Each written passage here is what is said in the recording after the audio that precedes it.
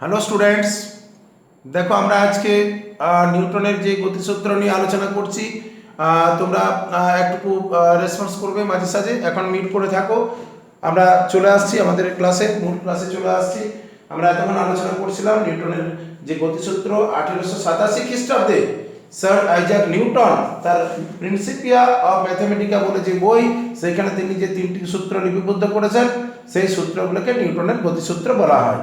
এই তিনটি সূত্রই কিন্তু আমাদের যে সনাতন বল বিজ্ঞান, যেটা ক্লাসিক্যাল মেকানিক্স বলে রাখি, এই ক্লাসিক্যাল মেকানিক্সের ভিত্তিরূপ, ভিত্তিপ্রস্তর বলা যায়, ভিত্তিরূপ। কারণ এটার উপর ভিত্তি করেই আমাদের পুরো মেকানিক্সটা দাঁড়িয়ে আছে। যত কিছু আমরা মেকানিক্স রিলেটেড ব্যাপার করব, সমস্ত কিছু কিন্তু এই নিউটনের গতিসূত্রের উপর ভিত্তি করে।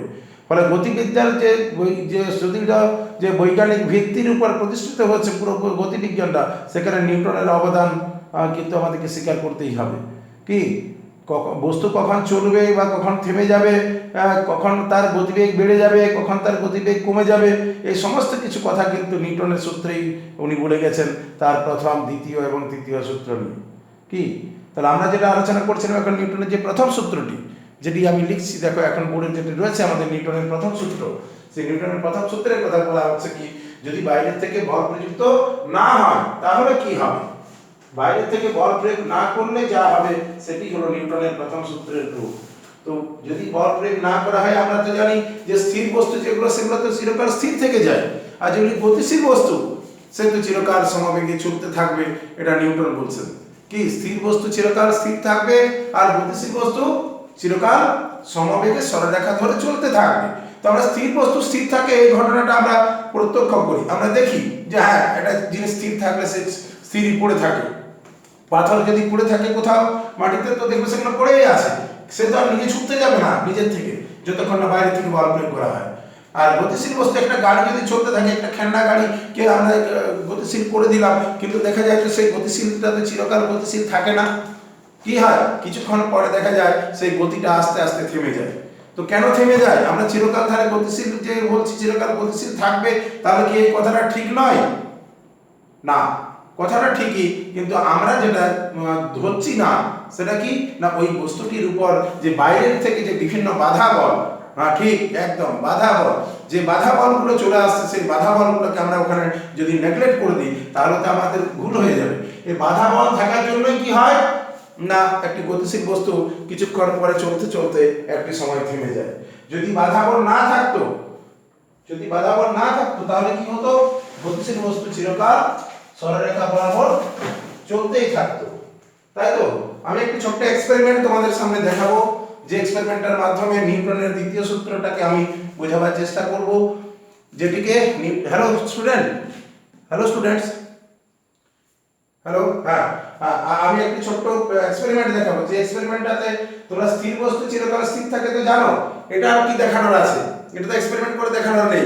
কিন্তু গতিশীল বস্তু যে চিরকাল গতিশীল থাকবে, সরলরেখা বরাবর চলতে থাকবে, সমবেগে চলতে থাকবে, তার একটি এক্সপেরিমেন্ট আমি তোমাদের সামনে তুলে ধরছি। দেখো আমার সামনে দেখো দুটি চ্যানেল, এগুলো তোমার যেগুলো এই প্রপার্টির আরে যেগুলো করতে দেওয়া হয়, মাঝখানে একটু নালার মতো থাকে চ্যানেল, এই চ্যানেলটা দেখে নাও। এই যে চ্যানেলগুলো রয়েছে, এই চ্যানেলগুলো দিয়ে আমি কিন্তু একটি ছোট্ট এক্সপেরিমেন্ট দেখাতে পারি, যেটার মাধ্যমে নিউটনের প্রথম সূত্রটাকে ব্যাখ্যা করা যাবে। প্রথম সূত্রের কোন সূত্রটা বলছি, যে স্থির বস্তু চিরকাল স্থির থাকে, সেটা তো আমরা দেখতেই পাচ্ছি, আমার বইটা পড়ে আছে, সে তো স্থির, এ তো কখনোই গতিশীল হবে না যদি না কেউ বল প্রয়োগ করে। সুতরাং এটা পরীক্ষিত প্রমাণ হয়ে গেছে। হ্যাঁ, কিন্তু এই যে গতিশীল বস্তু, যে বস্তুটা একবার গতিশীল, সে যে চিরকাল সরলরেখা বরাবর চলবে, সমবেগে চলবে, এর পরীক্ষাটা কি করে দেখানো যাবে? কি দেখা যাক আমি পারি কিনা। তাহলে আমাদের যে সূত্র নিশ্চয়ই বোঝা গেছে, সূত্রটা স্টেটমেন্টে বোঝা গেছে, the rest body remains at rest and the moving body continue to move along a straight line until and unless along a straight line with uniform velocity আমরা বলতে পারি, কিন্তু ইউনিফর্ম ভেলোসিটি বলে দিলে আর স্ট্রেট লাইন বলার কোনো প্রয়োজন হয় না, তাই তো? কারণ সে কনস্ট্যান্ট ম্যাগনিটিউডে এবং স্ট্রেট লাইন গেলে তবে ইউনিফর্ম ভেলোসিটি বললি। The rest body remains at rest and the moving body continue to move with uniform velocity until and unless no net external force acting on the body. তাহলে আমরা এখন দেখাবো যে এই যে ছোট্ট ইয়েগুলোর মধ্যে, আমি আগে ব্যাপারটাকে একটু এক্সপেরিমেন্টটা দেখানোর আগে আমি একটু বোর্ডে ব্যাপারটাকে একটু আলোচনা করে নিই। তারপরে আমার এক্সপেরিমেন্টের যে থলি রয়েছে, এখানে আমি বিভিন্ন রকম জিনিস কুড়িয়ে কুড়িয়ে রাখি, যেখানে যা কুড়িয়ে পাই সব কিছুকে আমি এখানে রেখে দিই।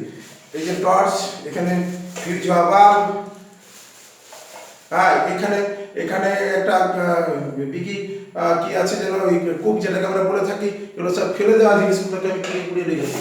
এর মধ্যেই আমার জাদু মন্ত্র। চলো এখানে এটাকে আমি দেখাবো। এখানে আছে এই যে চুড়ি বালা রিং সব এই সকল টাকা কলা এই সকল জিনিস আছে, খেলনা এই সকলগুলো আছে। এগুলো নিয়ে আমি কিছু কিছু এক্সপেরিমেন্ট করবো নিউটনের গতিসূত্র সংক্রান্ত। এখানে রয়েছে আমার আরো কিছু খেলনা জিনিস আছে। এখানে রয়েছে, দেখি আমার যেটা আসল দরকার সেটা পাওয়া যায় কিনা দেখে নিই, যেটা আমার প্রয়োজনীয় জিনিস। হ্যাঁ পাওয়া গেছে। আমার একটি ছোট্ট মার্বেল দরকার। এখানে চশমার কাচ, সেগুলো দোকান থেকে নিয়ে এসেছি কুড়িয়ে। এগুলোকে লেন্স বোঝানোর জন্য, এটাকে কনকেভ লেন্স কনভেক্স লেন্স বোঝানোর জন্য। এখানে রয়েছে কিছু ম্যাগনেটিক, এগুলো একটা মার্বেল দরকার আমার নিয়ে এসেছি। এখানে কিছু পাইপ দরকার, এই যে সিলিন্ডার বোঝানোর জন্য। এগুলোকে রোল করবে কি করে দেখাবে, এগুলো এক্সপেরিমেন্ট করে সব দেখানো হবে। এখানে কিছু রোড আছে, কিছু প্লাস্টিক আছে যেগুলোকে চুম্বক আকর্ষণ করে না, আরো কিছু জিনিস আছে যেগুলোকে চুম্বক আকর্ষণ করে। যেগুলো এগুলো চাবি কেটে ফেলে দেওয়া, চাবির অংশটা একটা চাবি তালা ভেঙে গেছে, তার কেটে দেওয়া অংশটা রেখে দিয়েছি। এগুলো সমস্ত কিছু আছে, পিতলের টুকরো রয়েছে, কয়েন আছে। হ্যাঁ এগুলো সব আমরা পরে পরে যাবো। ঠিক, যাক এগুলো আমাদের মূল ব্যাপারটাতে আমরা চলে আসি। আমাদের যেটা দরকার, যে আমি একটি চ্যানেল তৈরি করলাম। শুনতে পাচ্ছ তোমরা? তোমরা শুনতে পাচ্ছ সবাই? Hello hello students.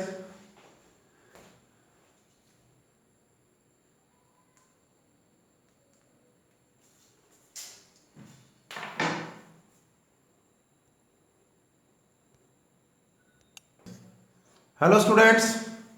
হ্যাঁ আমরা আমরা চলে এলাম আমাদের যে জায়গায় আলোচনা চলছে।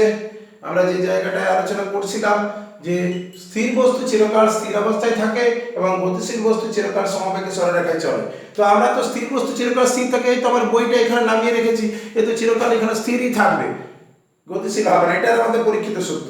কিন্তু গতিশীল বস্তু কেন চিরকাল সরলরেখায় সমবেগে চলে বা এরকম কোনো ঘটনা আমরা তো চাক্ষুষ করি না, কিন্তু দেখা যাক সেটাকে কিছুটা আইডিয়া আমরা দিতে পারি কিনা।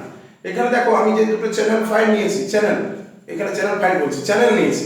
এখানে দেখো একটা নালার মতো রয়েছে, এটাতেও একটা নালার মতো রয়েছে। এইখানে যদি আমি এই মার্বেলটা, এই যে খেয়াল করো এই মার্বেলটা, আচ্ছা ঠিক আছে আমি ভিডিওটাকে অন করে, হ্যাঁ দেখছি ভিডিওটাকে আমি কি করে দিচ্ছি, ওটা স্কিপ করে নিয়ে, ওটা ইয়ে আসছে বোধ হয় বারবার মেসেজ ইয়ে চলে আসছে, নোটিফিকেশন চলে আসছে। এবারে ঠিক আছে? Hello students, hello students. হ্যাঁ ঠিক আছে, হ্যাঁ হ্যাঁ ঠিক ঠিক ঠিক আছে। দেখো দেখো যেটা দেখাচ্ছিলাম, যে আমরা কি করব, এটার মধ্যে দিয়ে যদি কোনো একটা মার্বেলকে ছেড়ে দিই, খেয়াল করো এখান থেকে একটা মার্বেলকে ছেড়ে দিলে এটা কি হবে, এই মার্বেলটা যদি ছেড়ে দেওয়া হয় তাহলে এখান থেকে গড়িয়ে গড়িয়ে চলে আসছে। কি চলে আসছে? আমার দেখা যাচ্ছে না? আচ্ছা ঠিক আছে আমি দেখছি, আচ্ছা আমি দেখে নিচ্ছি। কিন্তু এখন হাতটা দেখা যাচ্ছে, আমার হাত দেখা যাচ্ছে কি? হাতটা দেখা যাচ্ছে? আচ্ছা দেখি তাহলে তাহলে ওটা ব্যাকে, আচ্ছা ঠিক আছে বোর্ডটাকে একটু ব্যাকে যেতে হবে, ব্যাকে যেতে হবে। আমি ভিডিওটাকে স্টার্ট করছি, 1 মিনিট, জুম ব্যাকে যেতে হবে।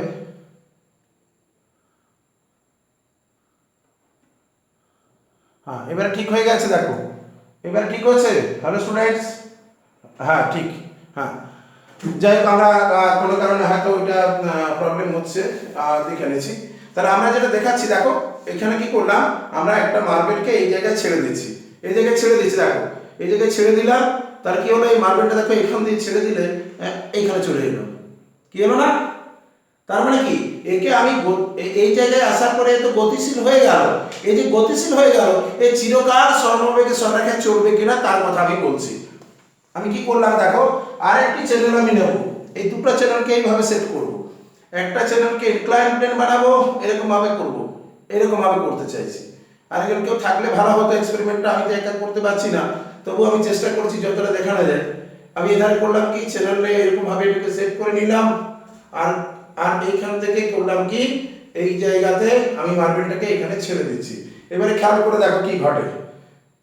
ওই ধারের ইনক্লাইন, এই ইনক্লাইনমেন্ট প্রথমে অ্যাঙ্গেলটা একটু বেশি রাখছি, তারপরে আমি আস্তে আস্তে এটাকে কমাবো, তারপরে কি হয় দেখা যাক।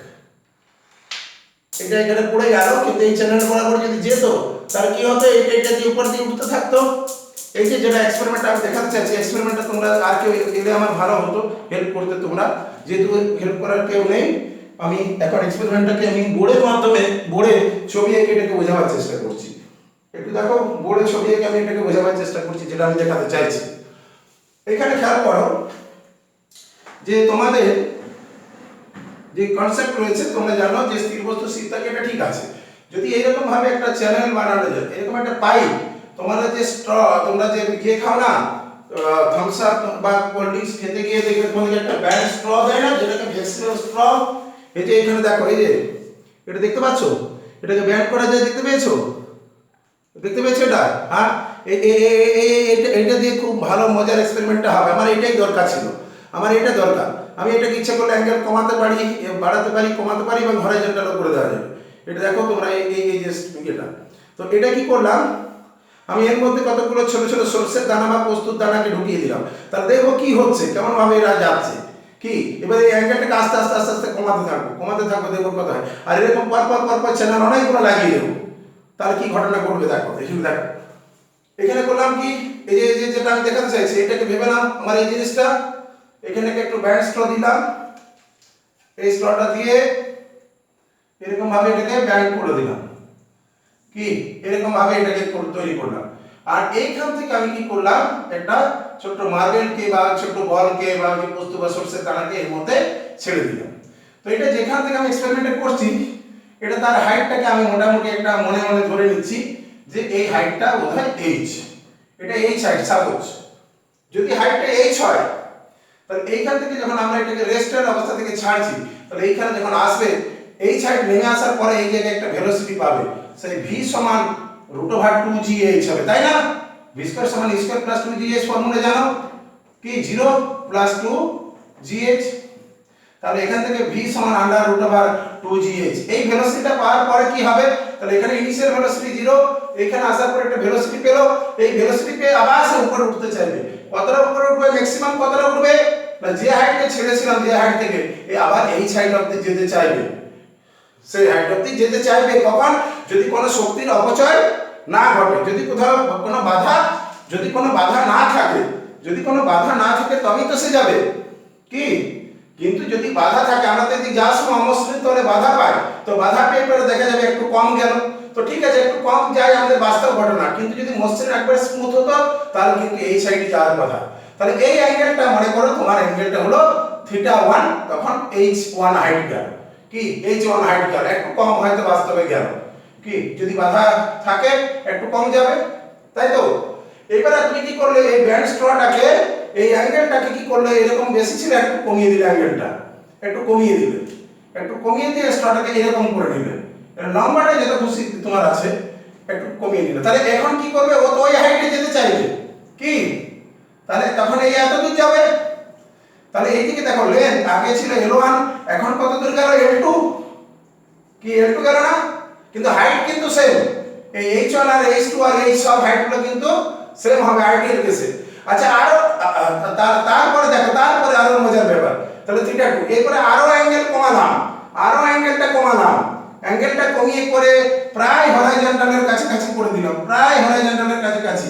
তখন এই হাইটে পৌঁছাতে হবে, তখন কোথায় যেতে হবে তার ঠিক ঠিকানা নেই, কোথায় গেলে পরে ওই হাইট পাবো। ও চাইবে সেই হাইটে যাবো, সেইখানে যাবে, এটা h3, θ3। তাহলে যত অ্যাঙ্গেল কমছে তার এই লেন্থ তত বেড়ে বেড়ে চলে যাচ্ছে। এইবারে অ্যাঙ্গেলটাকে করে দিলাম প্রায় জিরোর কাছাকাছি। ও চাইলে যাচ্ছে, বলছে আমি এই সাইড আমি খুঁজতে যাচ্ছি, আমি চলছি চলছি চলছি, এই সাইড কোথায় আছে দেখবো, যায় চিরকাল, যায় যায় যায়, এই কোথায় পাবো, এই পাবো, এই পাবো, এই পাবো, চিরকাল চলছি, হরাইজন্টাল হয়ে গেছে, আর এই সাইডকে খুঁজেই পাচ্ছি না, অনন্তকাল ধরে আমার চলা থাকবে। একবার গতিশীল হয়ে গেলে কেউ আটকায় না আমাকে, আমি চিরকাল চলতে থাকবো। কি কি বোঝা গেল বন্ধুরা?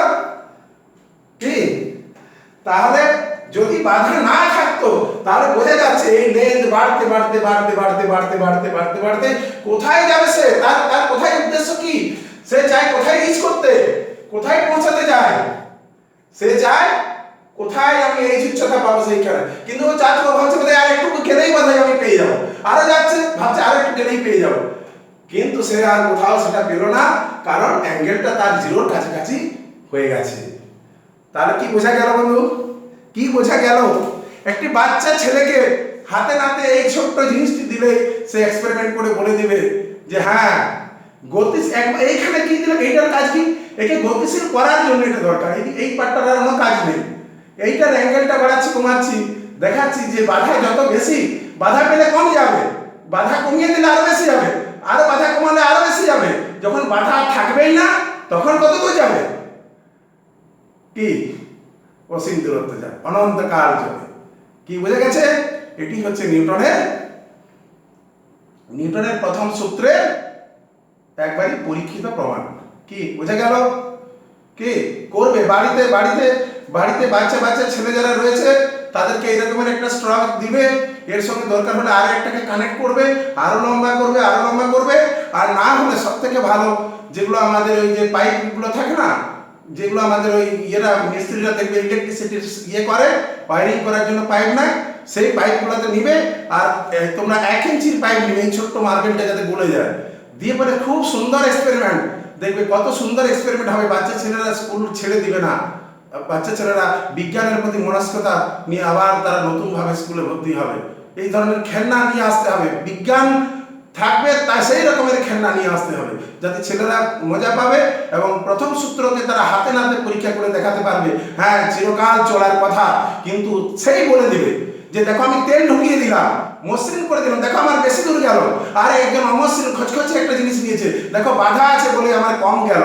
তাহলে বাধা তুমি যদি কমাতে কমাতে কমাতে কমাতে একবারই শূন্য বাধা করে দাও, তাহলে তোমার সে অনুভূমিক তলে একবার গতিশীল হয়ে গেলে সে তার উচ্চতায় উঠছে না, পারছে না উঠতে, সে গতিশীল হতেই চাইবে, সে চাইবে ওই গতির শক্তিটা যতটা আছে সেই শক্তি যতক্ষণ না তার খরচ শেষ হয়ে যাচ্ছে ততক্ষণ সে চলবে। তো কোনো শক্তি তো খরচ হওয়ার সুযোগ আমি দিইনি, তাহলে সে কি করবে, চিরকাল সমবেগেই সরলরেখায় চলবে, সাইডে ধাক্কা খেয়েও সে ঘুরে যাবে না। কেন ধাক্কা খাবে, কোনো বাধাই নেই তো কে তাকে ধাক্কা দেবে, ধাক্কা মানেই তো আবার বল দিয়ে দেওয়া, কি তাই সরলরেখা মধ্যেই যাবে, তার অভিমুখেরও পরিবর্তন ঘটবে না আর গতির বেগের মানেরও পরিবর্তন ঘটবে না, অর্থাৎ সমবেগে যাবে, অর্থাৎ ইউনিফর্ম ভেলোসিটি নিয়ে যাবে, কি যখন কোনো বাহ্যিক বাধা না থাকবে।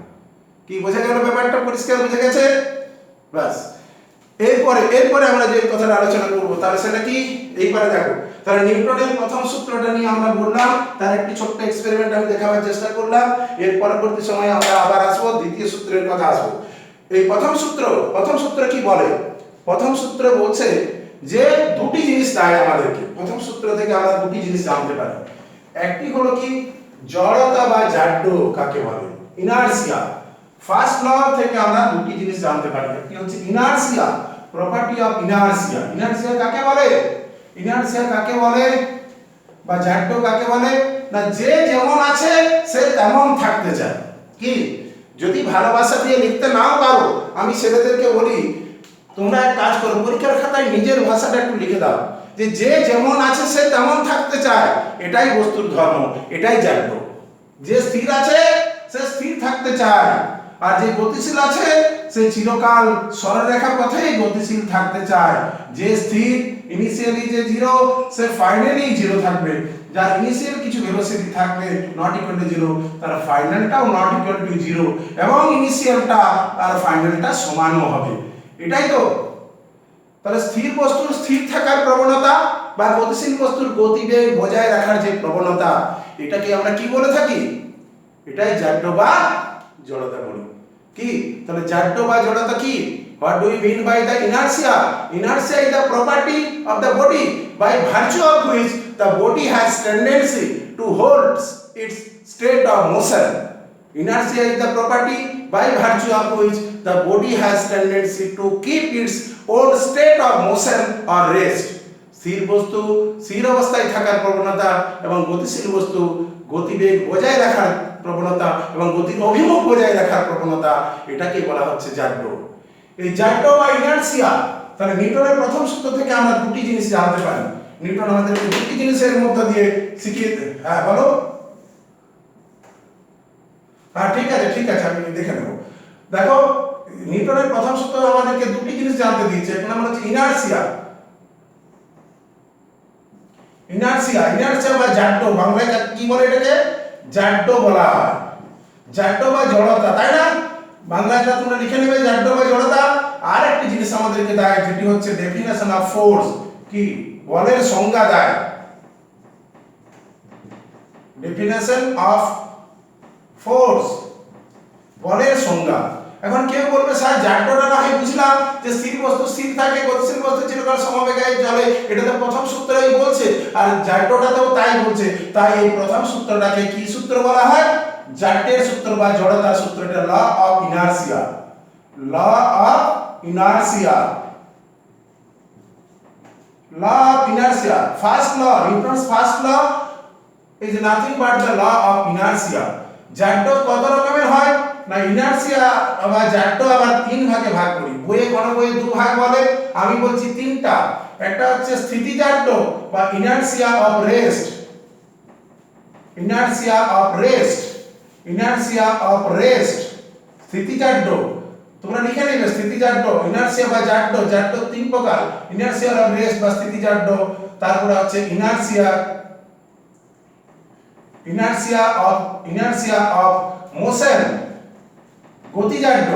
আরেকটা হচ্ছে ইনার্সিয়া অফ ডাইরেকশন, দিকজাড্য, ইনার্সিয়া অফ ডাইরেকশন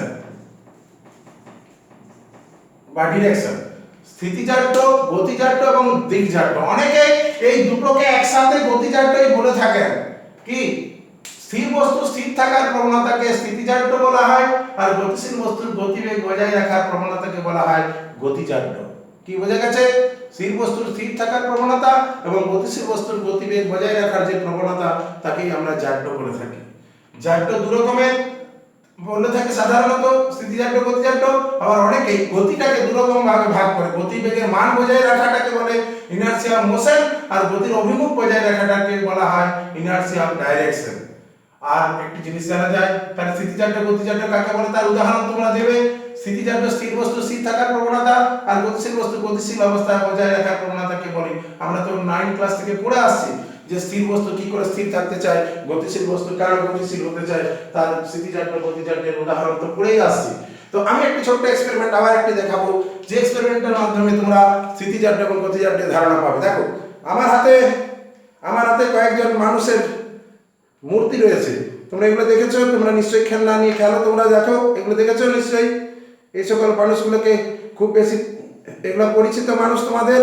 তো এই মানুষগুলি কি করছে? এই মানুষগুলি আমার এই স্থিতিজাড্যের পরীক্ষা আমি করছি। এরা এইখানে দাঁড়িয়ে রয়েছে। আমি একটি পরীক্ষা করে দেখাবো তোমাদেরকে। দাঁড়াও, আমি একটা হাতে পেন্সিল হাতে কিছু সামলানো মুশকিল, আমি দেখাচ্ছি। এখানে দেখাচ্ছি, দেখো মনে করো এই যে আমার যে ইয়েটি ট্যাবের উপরে যে ইয়েটি, এটি একটি ফ্রেম। এই ফ্রেমে এরা দাঁড়িয়ে রয়েছে, খেয়াল করে দেখো এরা দাঁড়িয়ে আছে। এবারে হঠাৎ করে কি করছি, এটি যে কারণ আমার এখানে স্থির ছিল, হঠাৎ করে কি করলাম, আমি এটিকে তোমাদের দিকে নিয়ে গেলাম। কি হলো ঘটনাটা? আরে কোন দিকে পড়লো? হ্যালো, কোন দিকে? পেছনের দিকে। এই যে পিছনের দিকে পড়ে গেল, তাহলে স্থির থাকার প্রবণতা ছিল, এ তো স্থির থাকতে চায়, এ তো স্থির, কিন্তু এ চলে গেল, ও স্থির থাকতে চায়, তাই নিচের অংশটা চলে গেলে কি হবে? পিছনের দিকে পড়ে গেল। এটি কিসের উদাহরণ? স্থিতিজাড্যের উদাহরণ। চলো এরপরে আমি গতিজাড্যের উদাহরণ দেখাবার চেষ্টা করছি। দেখো গতিজাড্য দেখাবো।